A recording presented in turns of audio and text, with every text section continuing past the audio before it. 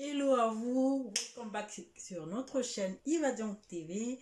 J'espère que vous allez bien. Moi je veux bien. Vous m'appelez Yvette pour les uns, Yves Diaz pour les autres, Yverlande pour mes intimes. Voilà. Aujourd'hui, on va parler sur certains points de la vie. Et entre autres, il y aura un story time par rapport, il y a Songi Songi, voilà. Les colportages, les rapportages, sur les rapporteurs. On va parler aussi, on va répondre aussi par rapport à nos cheveux. Il y a de ceux-là qui nous ont posé la question. Vous aviez des petits cheveux, de courts cheveux. Qu'est-ce qui a fait que maintenant vos cheveux ont poussé comme ça? Voilà, on va essayer. On va vous montrer ce que nous faisons, pourquoi nous avons comment nous sommes arrivés à ces résultats par rapport à nos cheveux. Et voilà. Donc, générique.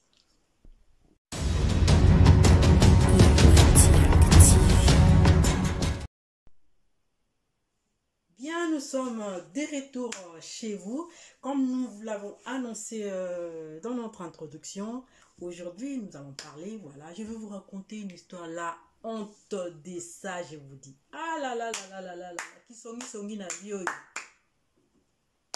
Bakangi biso song, heureusement. Donc, j'étais mouillée de chez mouillée alors. Mouillé, oh là là, moi. Donc, que entre le pâte. Deux fois de suite. Je vais vous raconter le tout premier événement, la toute première histoire. Il y avait une grande sœur qui habitait notre quartier. On va l'appeler, la paix à son âme, on va l'appeler Marie. Qui habitait dans notre quartier. Il avait sa cousine qui vendait les bijoux au niveau du grand marché, dans un pavillon où on vend de bijoux en or, voilà. Donc, du coup, on s'est retrouvé avec de l'argent, moi et ma soeur et ma jumelle, voilà. Moi et ma jumelle, nous nous sommes retrouvés avec l'argent qu'on nous avait envoyé, l'argent de poche, notre soeur Jacqueline Belou, Yabambelou, bisous. Bisous à toi, Jacqueline. On a donné de l'argent. On a donné pour 3 personnes. Voilà. On a donné pour 3 personnes. On a donné pour moi.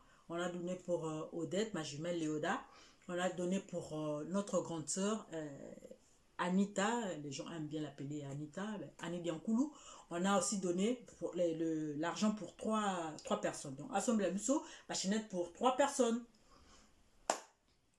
L'argent, elle est partie. Elle est allée et je ne sais pas comment ils se sont arrangés. Ben, elle n'est pas allée au marché. Elle est allée récupérer nos chenettes. Elle est allée récupérer nos chenettes à la maison chez sa cousine. Et le soir, quand on attendait son retour, elle nous a ramené rien que 2 chenettes. Nous nous sommes posé la question, mais pourquoi il n'y a que 2? Parce qu'on a donné l'argent pour 3 chenettes. Elle nous dira que l'autre chaînette, et ça viendra après parce que sa cousine, elle s'est retrouvée en rupture de stock, je crois, quelque chose de comme ça, parce que ça date vraiment.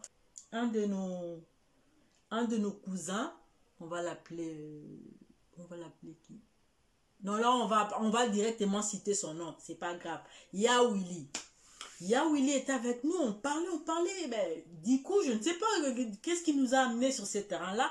Et vite, le nom de Marie s'est retrouvé sur les histoires qu'on parlait. Tu vois, c'est pas bien de parler derrière les dos des gens. On s'est dit, on commençait à raconter un peu l'histoire, comment ça s'est passé. Ben, on s'est dit, ben, qu'est-ce qui fait qu'elle nous avait dit qu'elle va passer aujourd'hui pour nous remettre la chaînette d'Anita, mais qu'est-ce qui fait que ça n'arrive pas? Sûrement elle a bouffé de l'argent, mais on ne savait pas. Or, dans notre véranda, il y avait de parler. Dès que l'on a fini, on a tourné la page pour une autre histoire, elle s'est pointée, point. Marie est à Paris, subitement. On était mouillés. On essayait de parler sur autre chose, mais Elle me dit, mais pourquoi? Elle a même commencé à pleurer. C'était une grande sœur. Hein. Elle a commencé à pleurer. Comment vous pouvez me taxer de voleuse? J'ai déjà la chose. Je vous ai ramené la chose. C'était juste un contretemps. Moi aussi, j'avais tout remis l'argent. Mais c'était au niveau de la vendeuse qui compliquait parce qu'il y avait rupture. Je vous avais dit, comment vous pouvez me tailler comme ça à mon absence? Ce n'est pas... On était toutes mouillées. On ne savait même pas quoi dire. On la regardait comme ça. Je dis comme ça avec mes pas bien de pouvoir parler de noms de gens derrière leur dos. Tu vois, nous on a suspecté, nous on a pensé qu'elle avait bouffé l'argent hors pareil. Donc elle aussi elle s'est retrouvée dans la merde, elle s'est démerdée pour nous ramener la chose parce qu'elle avait pris quand même l'engagement de pouvoir acheter pour nous. C'est un service qu'ils nous rendait en plus. Donc voilà pour dire que le colportage c'est pas bien. Je disais pour mes cheveux, voilà. Il y a ça. J'utilise ça, ces masques-là. Attends, je vais zoomer pour vous. Voilà, je pense que voilà. Masque nutrition des en un, fait à base d'avocat. C'est vraiment un... Je vous le conseille. Très, très bon masque. Très bon masque. Masque crème des en un. Vous laissez poser 15 minutes, puis après vous allez laver avec ces shampoings, toujours de chez Yves Rocher. Hein.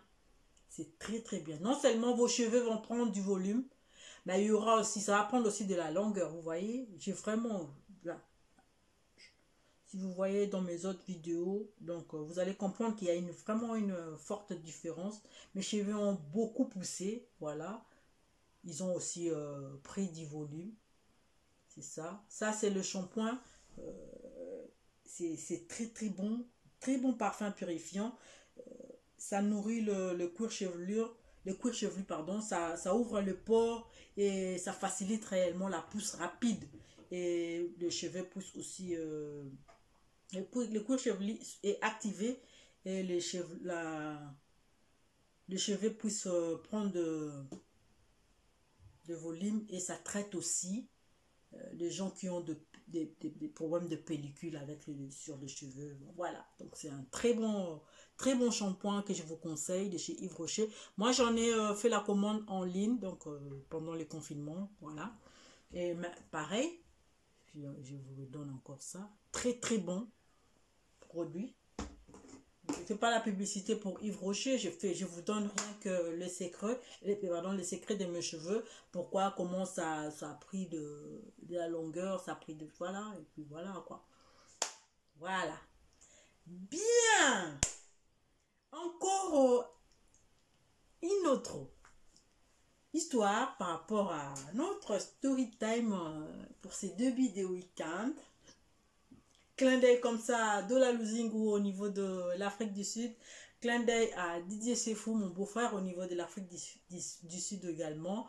Je ne sais pas, les gens de l'Afrique du Sud me posent toujours des questions pour comment je peux faire des émissions comme ça en français, dans le lingala, dans le anglais. Ah ben ouais, c'est vrai que j'ai vécu un tout petit peu aussi en Afrique du Sud, mais c'était pas trop hein, longtemps. Mon petit anglais là que j'ai parlé là, je sais pas si c'est en position latente. Les anonymes tout, comment faire pour que ça puisse s'éclater pour que je parle. Ben, de temps en temps, je me débrouille pas mal avec mes petits enfants, les enfants de ma jumelle Léoda. Quand je parle avec eux, de temps en temps, ça sort. La dernière fois, pour vous dire une petite anecdote, je dis même à ma jumelle, pour que l'anglais puisse bien couler, moi je pense qu'il faut toujours lancer la vidéo. Quand je parle avec mes enfants, vous sentez que l'anglais vient. Donc ça vient, ça sort. Oh, le banglalais dit, ça sort, ça coule. Mais quand il n'y a pas de vidéo pour parler avec... My English is not too... Voilà. Donc, anyway, je ne sais pas comment faire par rapport à mes followers au niveau de l'Afrique du Sud. Je ne sais pas. Albéric, au secours, au secours. Je ne sais pas comment faire avec vous au niveau de l'Afrique du Sud. Je ne sais pas, Del Piero, Viemouzé. Là, aujourd'hui, c'est vraiment des big up au niveau de de l'Afrique du Sud, parce que là, je suis beaucoup suivi au niveau de là. Continue à partager mes liens. Fils a dit, bisous ma petite soeur. Donc voilà, donc j'en ai beaucoup. Belinda aussi nous suit de temps en temps. Balandara Bisso, mais là-bas en Afrique du Sud, c'est beaucoup plus l'anglais, beaucoup plus le swahili et les lingala. Donc français, c'est vrai, d'autres personnes peuvent parler français, mais ils sont plus anglophones. C'est un pays déjà anglophone au départ. Donc voilà. Donc, big up à vous là-bas au niveau de l'Afrique du Sud. J'espère que vous allez bien. Bien, deuxième story time par rapport au colportage. Vous savez, ce n'est pas bien de parler derrière les dos de gens. Ce n'est pas bien de rapporter les histoires que les gens, une personne qui vous a confié, de pouvoir aller encore répéter chez une autre personne. Ce n'est pas bien. Donc, ça gâche l'amitié, ça gâche la relation, ça crée d'histoires. Donc, ça peut compliquer beaucoup de choses. Donc, on a une situation compliquée et puis ça fout la honte. La première story time que je vous ai racontée, ça là même, ce n'est rien. Mais c'est encore plus grave qu'on a vécu. Et aujourd'hui, quand on se les raconte, c'est bien qu'on rigole, mais on a compris que ça pouvait faire des grands dégâts quoi, dans la vie des gens, dans la vie des familles des gens. On ne pouvait même pas faire ça. C'est compliqué. Si c'est vrai, des gens intervenir par rapport à ça, c'est vrai, mais ce n'est pas bien. Ce n'est pas bien. En tout cas, mais à coup pas, ça m'a donné des leçons.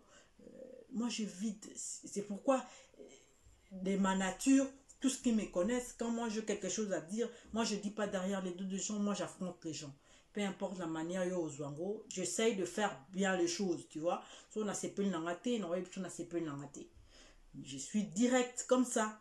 Au moins, je sais que j'ai arrangé la situation. Je parlais. La lobarananga, la kenanga tout droit. Bayebinga, la kena mobimba. La kena mobimba, derrière les dos de gens, je t'affronte comme ça, face to face. I don't care. Surtout si on a yebi que j'ai raison, I don't care. Na lobarananga e boye. Face to face, je te parle et puis ça passe. Moi, mon problème, si je parle pas, c'est plus dangereux que quand je parle. Si on a un problème, mieux on a loba. Parce que si on a si na tchemir de Berlin, c'est-à-dire qu'il y a une sale séparation. C'est mort. Je me connais tellement que la lingate, quand je ressens quelque chose, j'aime bien en parler. J'aime bien en parler pour que les problèmes ou encore la chose puisse être résolue, pour que la solution est zoama. So, ça les cas qui na lobby na ngate mire de Berlin kaka. Oh, na salika makako arigini. Vous savez makako arigini? Il y a les 3 émoticônes là que vous voyez dans votre téléphone à bino. Makako moi kanga misboy. Akanga matoi. Akanga mnoko. Donc ces 3 émoticônes de ces 3 têtes de singes là. Ça parle pas. Ça n'entend pas, ça voit rien du tout. Quand j'arrive à ces points, c'est mort. C'est mort. Donc, j'aime pas arriver à point là. J'aime pas non plus construire un mur, le mur de Berlin, entre moi et une personne, pour pas que ça là, que voilà. Donc, bien, bref. Ça, c'était pour vous conseiller un peu. Quand il faut aborder une personne par rapport à une situation, aborde directement. Et quand on vous confie des histoires, gardez. Au moins que gardez, évite de pouvoir aller te fourrer dans les histoires des gens pour venir raconter, créer de bazar dans la vie des gens. Bref. Bien. On va appeler la personne qui nous a ramené l'histoire, on va l'appeler Mireille. Mireille est venue nous raconter à moi, Yves Dias, et à Léo Damagimel, Odette. Elle est venue nous rapporter une histoire comme quoi on va appeler la personne Edgar. Comme quoi Edgar était atteint était testé séropositif. Il nous a ramené ça, on s'est dit, parce que Edgar était tout le temps malade. Tout le temps malade. Mireille nous dira, non, elle a oui dire, donc à Yoki, que si Edgar est tout le temps malade, c'est parce qu'il est atteint de VIH, communément appelé SIDA, quoi. Il est atteint de VIH, c'est comme toute autre maladie, il y a déjà des produits, des antirétroviraux, les gens qui peuvent vivre avec, donc ce n'est pas dramatique. Quand vous vous retrouvez face à cette maladie, on est de cœur avec vous, on continue à vous soutenir, prenez vos médicaments, prenez soin de vous. Je ne sais pas, nous aussi également, je ne sais pas si c'est moi, si c'est, je crois c'est nous deux avec moi et ma jumelle, on a encore rapporté à une autre personne. La personne était de la famille de Edgar. Quand on est allé raconter à cette personne-là, on va l'appeler Ligans. Quand on a rapporté cette histoire à Ligans, comme elle était de la famille de Edgar, Ligans, c'est-à-dire Sylvie Diancoulou, elle s'est sentie choquée parce qu'elle faisait partie de la famille. Elle a essayé de comprendre la source. Donc, elle a remonté les filières. A remonté, c'est-à-dire à Zongiti na Moutaliboso ou à Betalisolo. Qui est-ce qui avait raconté, ramené cette information pour que Ekomako circule Nengwana? Nous, on était imprudentes. Moi et ma jumelle, on était très imprudentes. Surtout moi, j'étais très imprudente parce qu'au lieu de garder la source, j'ai aussi cité le nom de la source. C'est-à-dire, j'ai cité la source de la personne qui avait ramené à Mireille. Au lieu de garder pour dire que non, ben, on a entendu, puis voilà. On pouvait aussi dire que les gens de Chloé, on a entendu, ben, ça circule. Moi, ben, par confiance, hein, moi je l'ai fait par confiance par rapport à Ligans. J'étais très confiante, je savais que Ligans allait peut-être comprendre, ben, parce qu'on s'est dit, ben, on est allé non pas pour rapporter dans le vrai sens de terme, pour pas qu'aller dire que non, on a entendu dire que non, voilà. Nous, on est allé dire, mais pourquoi, qu'est-ce qui fait qu'elle est tout le temps malade, vous gardez tout ça, vous ne nous avez pas dit.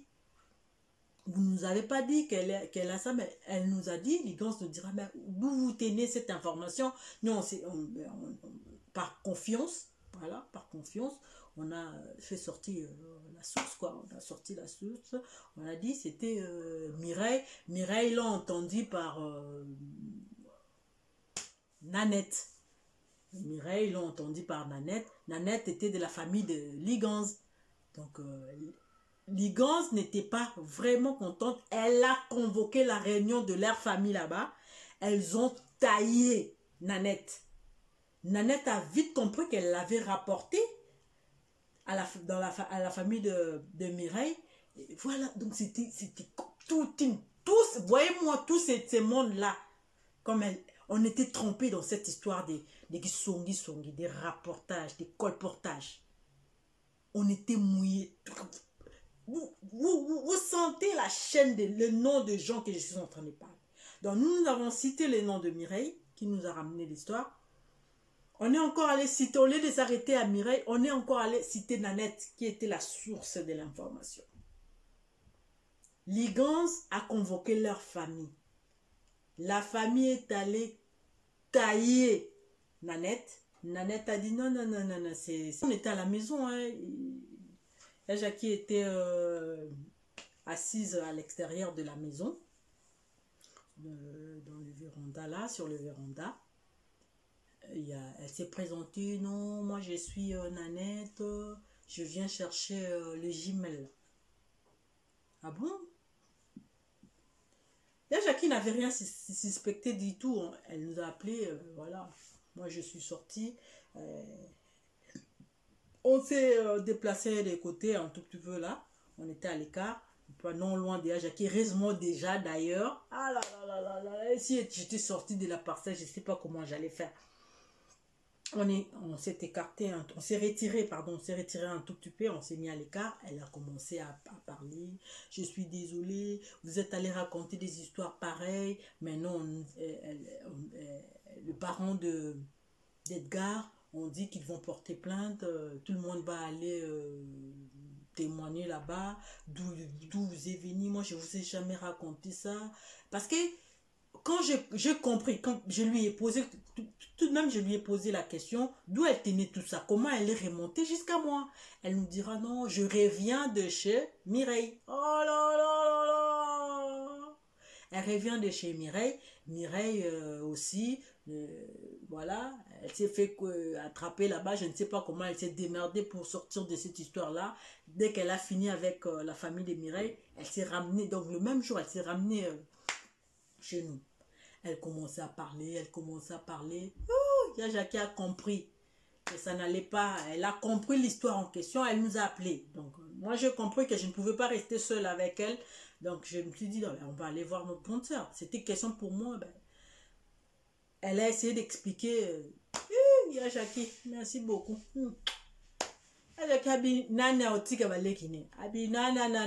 Maman. Il est presque 7 heures du matin. Quand est-ce que tu as quitté chez toi pour arriver à 7 heures pour...